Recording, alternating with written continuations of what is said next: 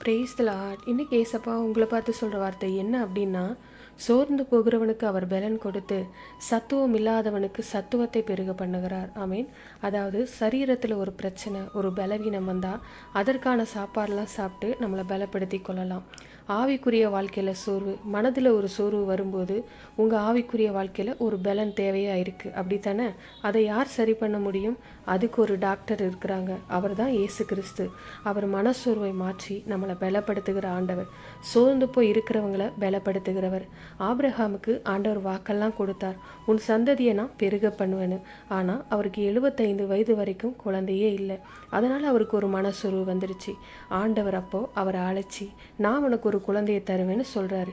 இப்போ அவருக்குள்ள ஒரு எதிர்பார்ப்பு, ஆண்டவர் இந்த வருஷம் எனக்கு ஒரு குழந்தையை தருவாருன்னு. ஒரு வருஷம் கடந்தது, ஒன்றும் நடக்கலை. அடுத்த வருஷமும் கடந்தது, ஒன்றுமே நடக்கலை. அதுக்கு அடுத்த வருஷம் ஒன்றுமே இல்லை. இந்த வருஷமாவது குழந்தை பிறந்துடும், ஆண்டவர் தந்துடுவார், வாக்கு கொடுத்துருக்காரு அப்படின்னு சொன்னால் 5 வருஷம் ஆயிடுச்சு, 10 வருஷம் ஆயிடுச்சு. ஆனால் ஒன்றுமே நடக்கலை. இப்படியே நாட்களும் போயிட்டே இருக்குதா, வயசும் ஆயிட்டே இருக்குது.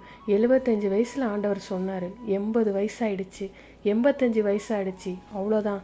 என்ன ஆண்டவர் சொன்னார்? ஒன்றுமே நடக்கலை. நான் வேற எல்லார்கிட்டையும் சொல்லிட்டேன். இப்போ அவர் மனதில் ஒரு சோர்வு வந்துடுச்சு. ஒரு நாள் ஆண்டவர் அவரை சந்திக்கிறார். ஆபிரகாமேன்னு கூப்பிட்டார். நான் உனக்கு மகா பெரிய கேடகமும் பலனுமா இருக்கிறேன்னு சொல்லி அவரை பலப்படுத்தினார். ஆண்டவருக்கு தெரிஞ்சிடுச்சு ஆபிரகாம் சோர்ந்து போயிட்டார் அப்படின்னு. ஏன்னா கர்த்தர் சொன்ன வார்த்தை நிறைவேற தாமதமாகுது. அப்போது ஆவியில் ஒரு சோர்வு வரும், உங்களுக்கும் ஒரு சோர்வு. அப்படி தானே? வாக்குத்தம் கொடுத்தார் ஆண்டவர், ஆனால் ஒன்றுமே நடக்கலையே. நானும் எதிர்பார்த்து ஜெபிக்கிறேன், ஒன்றும் நடக்க மாட்டேங்குது. சோர்ந்து போயிருக்கீங்களா? அதே மாதிரி தான் ஆபிரகாமும் சோர்ந்து போயிட்டாரு. சோர்ந்து போன ஆபிரகாமை கர்த்தர் பலப்படுத்தினார்.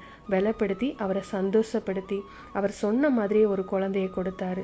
இப்போது அந்த இஸ்ரவேல் தேசம் பார்த்தீங்கன்னா, இஸ்ரவேல் மக்கள் உலகமெல்லாம் சிதறி இருக்காங்க. அப்போது ஆண்டவர் சோர்ந்து போகிறவங்களை பலப்படுத்துகிறவர்.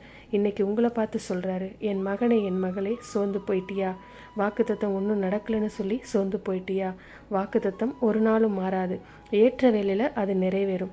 சரியான டைமில் அது நிறைவேறும். ஆண்டவர் வாக்கு கொடுக்கிறார்.